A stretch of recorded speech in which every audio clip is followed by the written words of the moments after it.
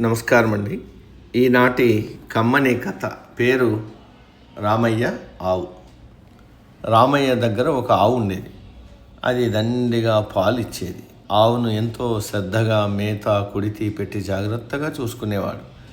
అంతేకాక ఆవును దైవ స్వరూపంగా భావించి ప్రతి శుక్రవారం దానికి స్నానం చేయించి పసుపు కుంకుమలతో పూజ చేసి హారతిచ్చేవాడు. ఆవు కొన్నాళ్లకు దూడని ఈనింది. రామయ్య ఎంతగానో సంతోషించాడు. పాల దిగుబడి మరింతగా పెరిగింది. కానీ ఒకరోజు ఆ ఆవు తప్పిపోయింది. ఎంత వెతికినా దొరకలేదు. రామయ్య చాలా విచారించాడు. దూడ కూడా తల్లి కోసం దిగులు పడింది.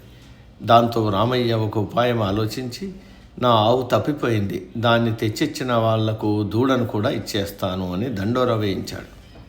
దూడ కోసం ఆశపడిన గోపన్న అనే వ్యక్తి తన కొట్టంలో కట్టేసుకున్న ఆ ఆవును తీసుకుని రామయ్య దగ్గరకు వచ్చాడు. ఆవును తెచ్చాను, దూడను కూడా ఇస్తే తీసుకుపోతాను అన్నాడు.